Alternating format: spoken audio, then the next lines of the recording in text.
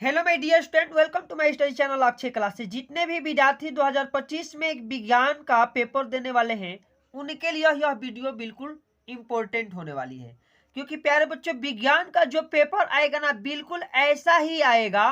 और आप इस वीडियो को पूरे अंत तक देख लेते हैं तो यकीन मानिए 70 में 70 नंबर प्यारे बच्चों स्कोर कर जाओगे। ठीक है, और ऐसा ही 100% प्यारे बच्चों पेपर में क्वेश्चन देखने को मिलेंगे। और 4 मार्च को आपको जा करके धुआं धुआं करके आना है। एक भी प्रश्न प्यारे बच्चों नहीं छूटेगा। जो लोग पढ़ करके जाएगा एक भी प्रश्न नहीं छोड़ेगा। और साथ ही साथ ये भी उनको मैं बताऊंगा कि कॉपी लिखने का सबसे बेहतरीन तरीका कौन सा होता है। आप लोग कोड देख लीजिए 824 EN। ठीक है प्यारे बच्चों, और कॉपी लिखने का सबसे बेहतरीन तरीका क्या है ये भी आप विज्ञान वाली सीख जाएंगे। सबसे पहले आपको यहाँ पे अनुक्रमांक भरना होगा जो 10 अंकों का होगा, और यहाँ पे आप लोग तुरंत यहाँ पे अपना नाम भरिएगा। आपका नाम जो हो वह भर दीजिएगा। ठीक है, उसके बाद हम लोग चलिए अब प्रश्न को पढ़ते हैं। तो समय हमें मिलेगा प्यारे बच्चों 3 घंटे 15 मिनट का। और 3 घंटे 15 मिनट यानी 15 मिनट प्यारे बच्चों हमें तो निर्देश पढ़ना होगा। और बहुत सारे बच्चे यही गलती करते हैं, जब भी प्रश्न मिलता है निर्देश नहीं पढ़ते हैं और तुरंत अपना करना चालू कर देते हैं। तो निर्देश जरूर पढ़ लीजिएगा। ठीक है, टाइम का यहाँ पे कमी है इसलिए मैं निर्देश छोड़ दे रहा हूँ। निर्देश लेकिन परीक्षा में जरूर पढ़ना है आप सभी को।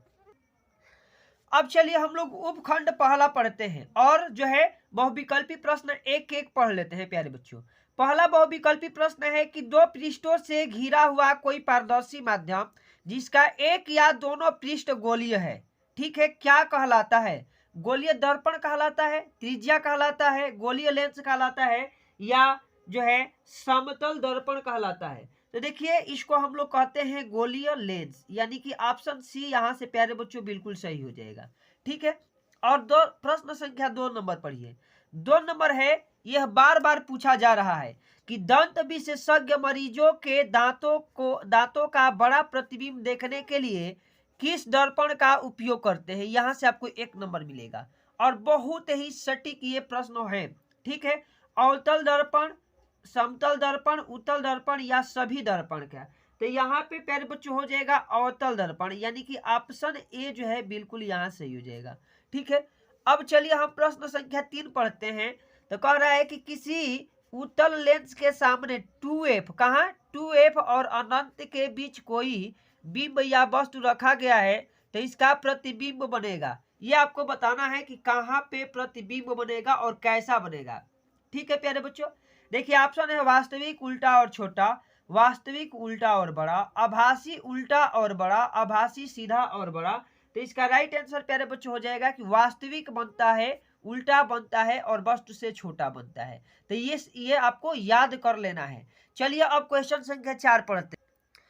अब चलिए प्यारे बच्चों 4 नंबर क्वेश्चन देखिए। 4 नंबर क्वेश्चन है कि मानव नेत्र अभिनेत्र लेंस की फोकस दूरी को समायोजित करके विभिन्न दूरियों पर रखी वस्तुओं को फोकसित कर सकता है। ऐसा हो पाने का कारण है जरा दृष्टि, दूरदृष्टि, समंजन, निकट दृष्टि या दीर्घ दृष्टि। तो इसका राइट आंसर प्यारे बच्चों जो हो जाएगा वह आपका हो जाएगा समंजन। ऑप्शन भी बिल्कुल यहाँ से सही हो जाएगा। एक में कई कई क्वेश्चन आपका क्लियर होता चला जा रहा है। 5 नंबर क्वेश्चन है कि कॉलम ए में दी गई राशियों का सुमेल कॉलम बी में दी गई एसआई मात्रकों से कर सही विकल्प चुनिए। पहला है कि विद्युत विभवांतर। ठीक है, आप ये कॉलम ए है, कॉलम बी है और आपको इसमें से मिलाना है। तो विद्युत विभवांतर का जो एसआई मात्रक होता है प्यारे बच्चों वो होता है वोल्ट, यानी पहला जो है 4 नंबर पर जाएगा। ठीक है, ये ऐसा हो गया। अब दूसरा है विद्युत धारा। तो प्यारे बच्चों विद्युत धारा का जो मात्रक होता है वह होता है एम्पियर। तो ये पहला पर चला जाएगा। ठीक ना। अब जो ऑप्शन सी है कि विद्युत शक्ति, विद्युत शक्ति कहाँ जाएगा? तो विद्युत शक्ति का मात्रक क्या होता है प्यारे बच्चों? वाट, ये वाट पर चला जाएगा। और प्रतिरोध का क्या हो जाएगा? तो ओम, ये ओम पर चला जाएगा। अब आपको ऑप्शन देख करके प्यारे बच्चों यहाँ जो है चयन कर लेना है कि कौन सा इसका सही होगा। ठीक है, तो चलिए इसका ऑप्शन आप देखिएगा तो इसका ऑप्शन जो है 4 नंबर में सही सही मैच करेगा, डी में। ठीक है, तो इसका ऑप्शन जो है डी बिल्कुल सही हो जाएगा। अब हम लोग प्रश्न संख्या 6 पढ़ते हैं। 6 है कि दो चालक तार जिनके पदार्थ लंबाई तथा व्यास समान है किसी विद्युत परिपथ में पहले श्रेणी क्रम में फिर पार्श्व क्रम में समायोजित किए जाते हैं। श्रेणी क्रम तथा पार्श्व क्रम संयोजन में उत्पन्न ऊष्माओं का अनुपात क्या होगा, ये आपको प्यारे बच्चों बताना है, ठीक ना। ऊष्माओं का अनुपात H1:H2 का बताना है।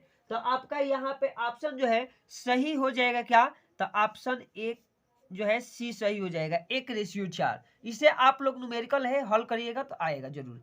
आगे आपका 7 नंबर क्वेश्चन है, किसी विद्युत धारावाही सीधी लंबी परिनालिका के भीतर चुंबकीय क्षेत्र क्या होता है, शून्य होता है, इसके सिरों की ओर जाने पर घटता है, इसके सिरों की ओर जाने पर बढ़ता है, और सी बिंदुओं पर समान रहता है, सभी बिंदुओं पर समान रहता है। तो इसका राइट आंसर प्यारे बच्चों जो 7 का होगा वह हो जाएगा कि सभी बिंदुओं पर समान रहता है, यहाँ पे सभी होना चाहिए, तो सभी बिंदुओं पर समान रहता है, ऑप्शन जो डी है बिल्कुल सही हो जाएगा। अब ये आपको बताना है कि बेंजीन का संरचनात्मक सूत्र क्या है, ठीक है। 4 ऑप्शन दिए गए हैं, आप लोग ध्यान से देख पा रहे होंगे, ठीक है प्यारे बच्चों। तो चारों ऑप्शन को देख करके आपको बताना है कि बेंजीन का जो है संरचनात्मक सूत्र क्या है, तो इसका ऑप्शन जो है सी बिल्कुल सही हो जाएगा, ठीक है, C6H6 जो है। अब चलिए हम लोग आगे बढ़ेंगे। तो प्यारे बच्चों आगे हमारा क्वेश्चन संख्या जो है अब हमारा आ जाएगा 9 नंबर, यानी कि ऑप्शन यहाँ सी सही था तो सी लगा देते हैं। निम्नलिखित में समजातीय श्रेणी है, एक ही जाति के कौन से ऐसे हैं ये आपको बताना है। समजातीय श्रेणी जो है चयन करना है प्यारे बच्चों, तो देखिए ये आपको बताना है, ठीक ना। तो समजातीय श्रेणी में कौन सा हो जाएगा, तो ये हो जाएगा मेथेन और ये C2H6, ऑप्शन ए बिल्कुल सही हो जाएगा। और कौन सा इसमें सही हो जाएगा, तो प्यारे बच्चों ये आपको देखना है।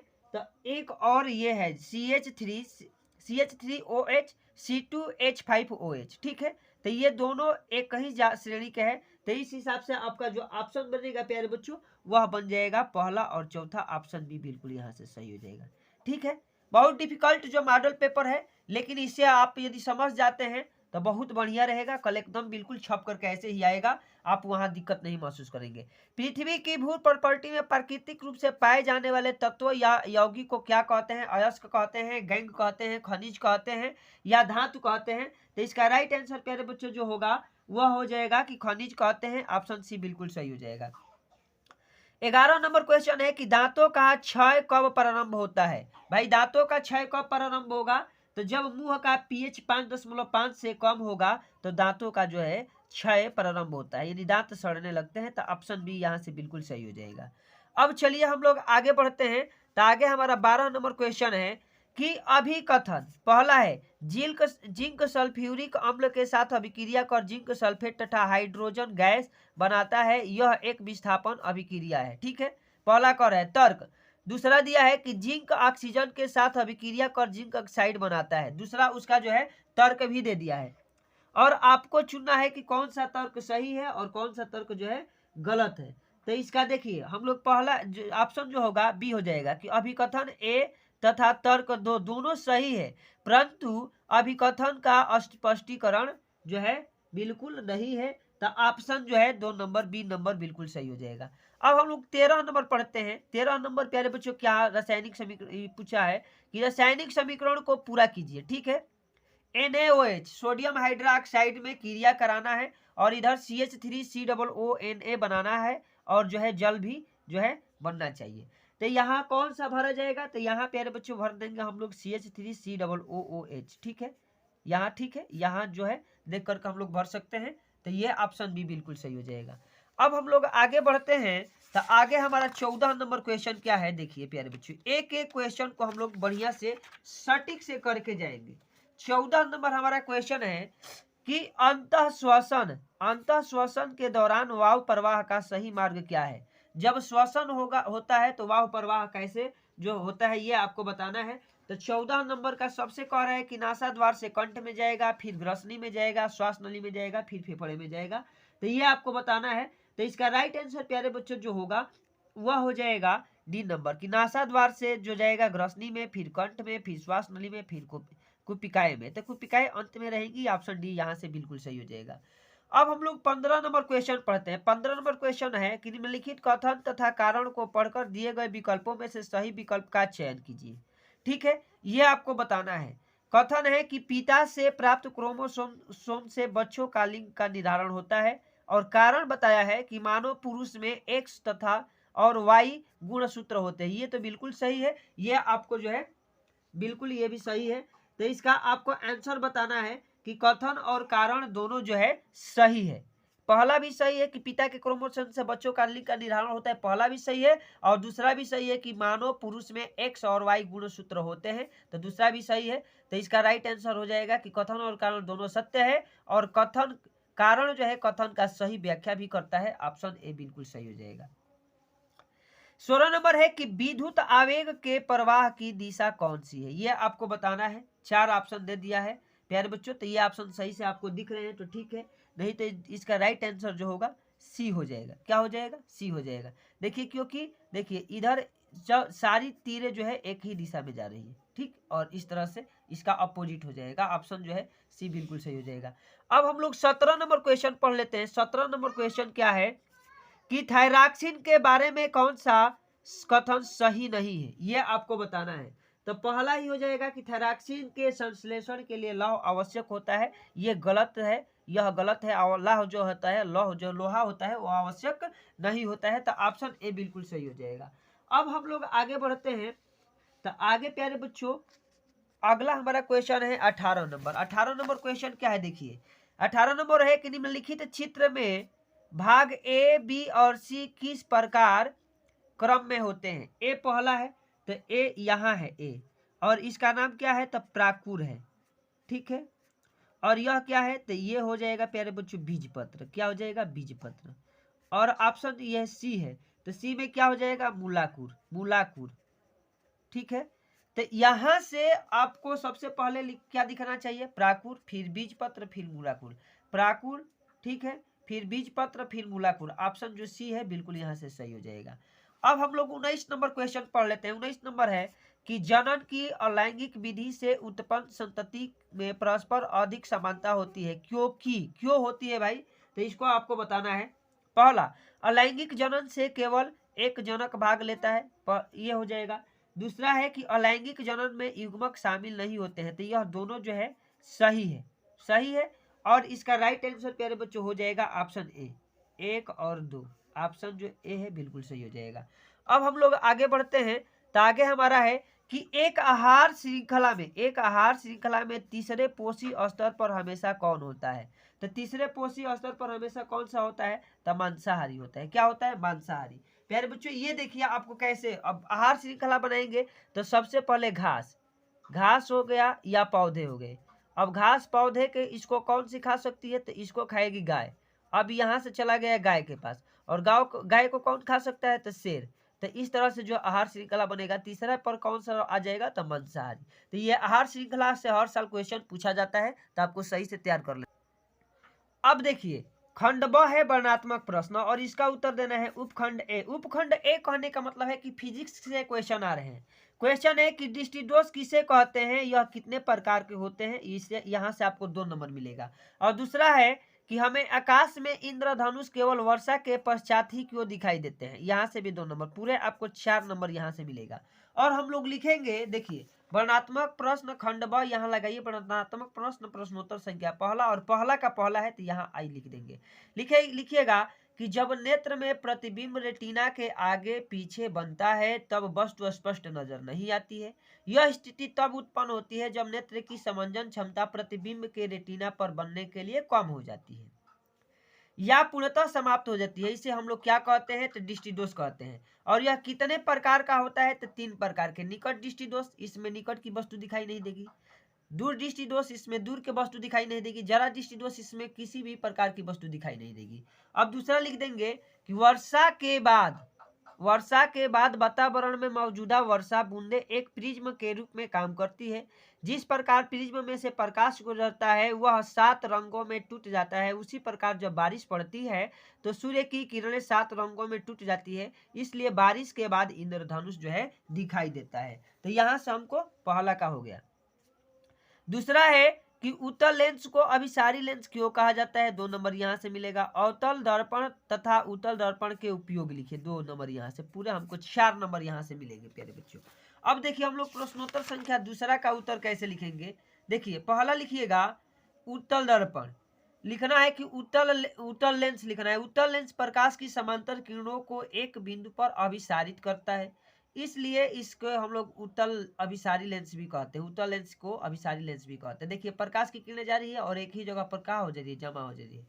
अवतल दर्पण के उपयोग लिखना था। अब दूसरा में उत्तल दर्पण का उपयोग, तो अवतल दर्पण का उपयोग कहाँ है, नाई जो है हजामत बनाने में उपयोग करता है। आंख, नाक एवं कान के घावों को इलाज में किया जाता है। गाड़ी की हेडलाइट एवं सर्च लाइट में किया जाता है, तो यहाँ से हो जाएगा। अब यह है कि उत्तल दर्पण का उपयोग, इसका उपयोग चालक पक्ष वाहनों को देखने में करता है और टेलीस्कोप में भी होता है। तो यहाँ से 2 नंबर हमारा क्वेश्चन खत्म हो गया। अब 3 नंबर क्वेश्चन है कि किसी 4 ओम प्रतिरोध से प्रति सेकेंड 100 जूल ऊष्मा उत्पन्न हो रही है। प्रतिरोधों के सिरों पर विभवांतर ज्ञात कीजिए, यानी कि आपको विभवांतर ज्ञात करना है। सबसे पहले जो दिया है प्यारे बच्चों वो लिखिए। आर दिया है, आर का मान दिया है कितना, तो 4 ओम, और समय कितना ले रहा है, तो प्यारे बच्चों प्रति सेकेंड तो 1 सेकेंड हो जाएगा। और ऊर्जा कितनी उत्पन्न हो रही है, तो 100 जूल, तो यहाँ 100 जूल हो जाएगा। और H बराबर होता है V स्क्वायर बटा में R इंटू टी, ठीक है। और मान रख करके आप लोग कैलकुलेट करेंगे तो 20 वोल्ट आ जाएगा। इस तरह से आपको न्यूमेरिकल करना है। एक तरीका मैं बता दे रहा हूँ, एक जो है मॉडल पेपर देखने का ये भी जो है अच्छा फायदा हो जाएगा। दूसरा है कि 20 ओम प्रतिरोध को कोई विद्युत स्थिति 5 एम्पियर विद्युत धारा लेती है, तो 100 सेकेंड में उत्पन्न ऊष्मा प्रकलित कीजिए। और आपको देखिए अब प्यारे बच्चों दिया है आर जो दिया है 20 ओम दिया है, आई जो दिया है 5 एम्पियर दिया है, टी जो है 30 सेकेंड है। तो देखिए डब्ल्यू बराबर उत्पन्न ऊष्मा जो होता है आई स्क्वायर आर टी होता है, और यहाँ से आपको रख करके कैलकुलेट कर देना है। कैलकुलेट करेंगे तो 15 किलो जूल आपका आंसर आ जाएगा। अब हम लोग पढ़ते हैं प्रश्नोत्तर संख्या 4। 2 चुंबकीय क्षेत्र रेखाएं एक दूसरे को प्रतिच्छेद क्यों नहीं करती है, ये आपको बताना है। और दूसरा है कि चुंबक क्षेत्र रेखाओं गुणों को लिखिए। तीसरा है कि किसी चुंबकीय क्षेत्र में स्थित विद्युत धारावाही चालक पर आरोपित बल कब अधिकतम होता है। यहाँ से टोटल हमको 6 नंबर मिलेंगे प्यारे बच्चों। तो 6 नंबर के लिए देखिए एक एक का हम लोग उत्तर लिखते हैं। पहले का लिखेंगे प्रश्नोत्तर संख्या 4 का पहला कि चुंबकीय सुई सदा एक ही दिशा की ओर संकेत करती है। अगर चुंबकीय रेखाएं एक दूसरे को प्रतिच्छेद करती है तो क्षेत्र में किसी बिंदु विशेष पर दिक् सूची पर 2 दिशाओं में अंकित करेगा, जो असंभव है। यही कारण है कि 2 चुंबकीय क्षेत्र रेखाएं एक दूसरे को प्रतिच्छेद जो है नहीं कर पाती है। चुंबकीय रेखाओं का गुण पूछा था, तो लिखेंगे कि वे बल रेखाएं बंद चक्र होती है, जैसे जो बंद चक्र में चलती है, सीधा सीधा नहीं चलती है। 2 चुंबकीय रेखाएं परस्पर कभी नहीं काटती है, एक दूसरे को कभी भी नहीं काटती है, 2 गुण हो गया। अब तीसरा में पूछा था कि किसी चुंबकीय क्षेत्र में स्थित विद्युत धारावाही चालक पर आरोपित बल अधिकतम तब होता है जब विद्युत धारा की दिशा चुंबकीय क्षेत्र के लंबवत होती है।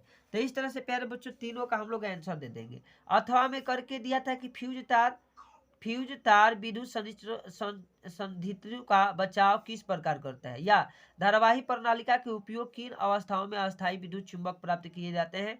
परिपथ आरेख खींच करके उत्तर की पुष्टि कीजिए। पूरे 6 नंबर यहाँ से मिलेंगे। तो 6 नंबर 6 नंबर वाला था, किसी एक को करना था तो हम लोग कर दिए हैं।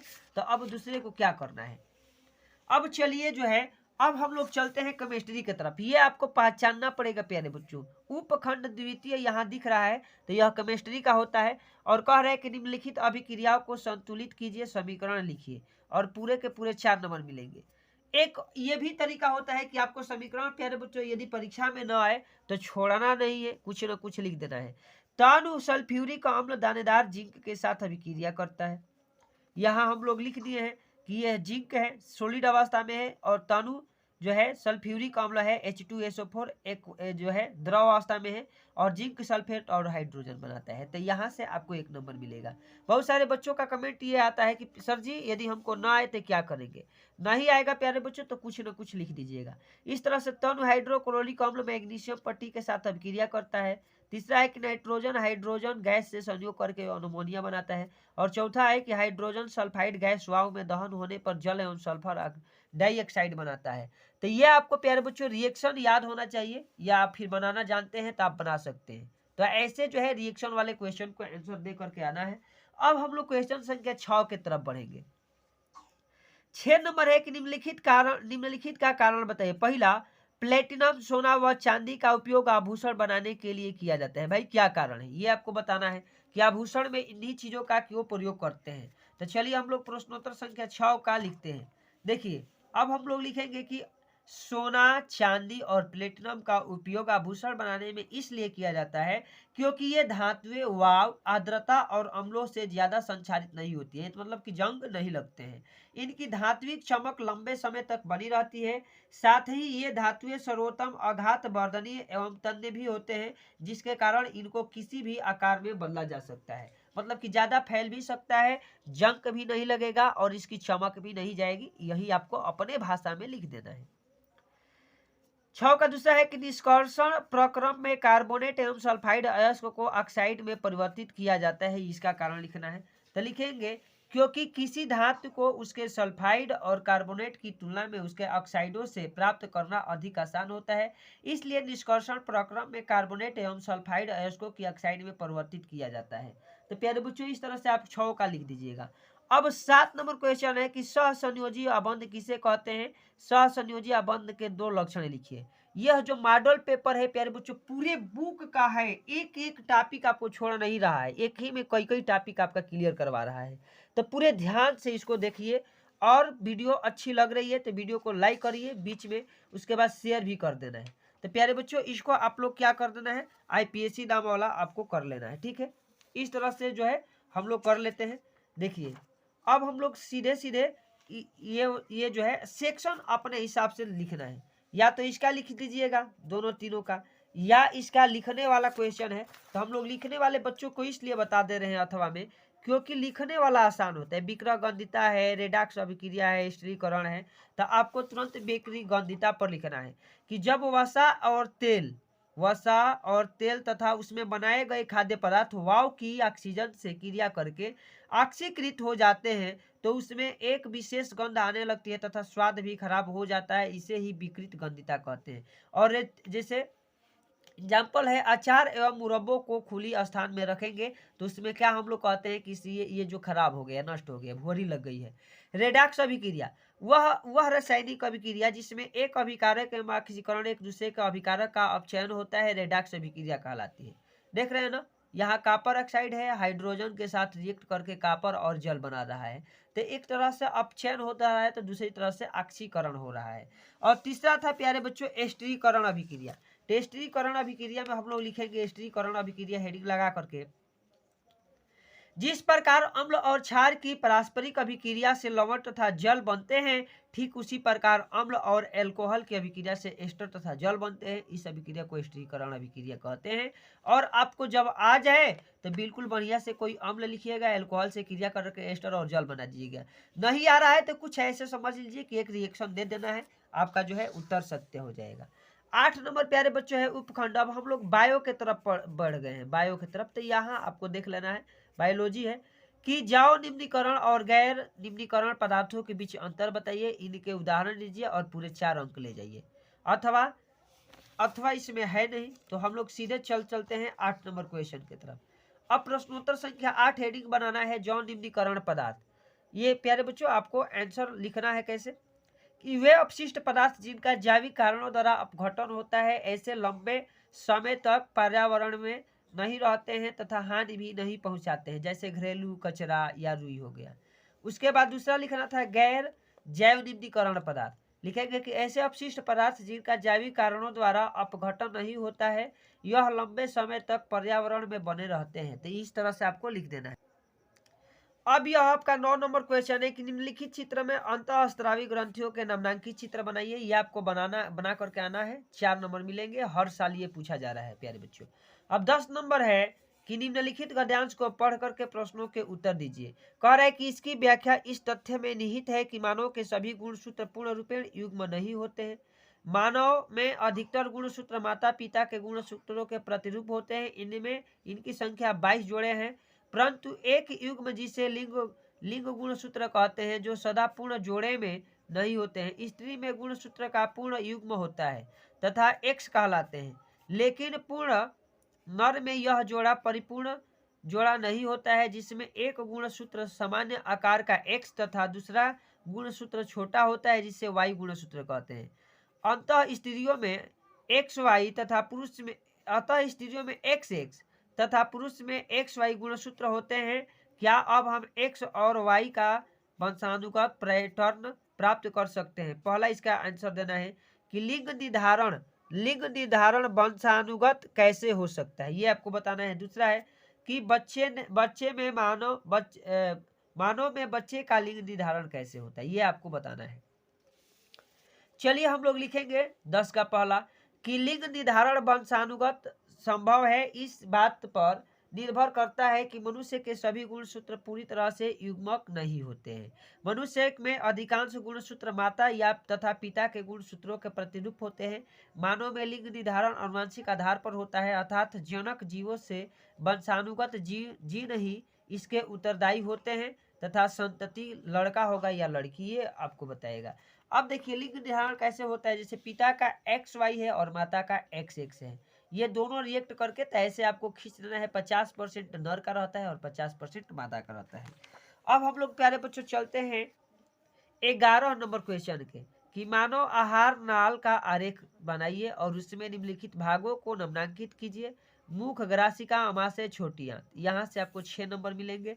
अथवा करके है कि स्त्री केसर का स्वच्छ एवं नामांकित आरेख बनाकर उसमें पराग नली की वृद्धि और बीजांड में उसके प्रवेश करते हुए दिखाइए, यहाँ से आपको 6 नंबर मिलेंगे।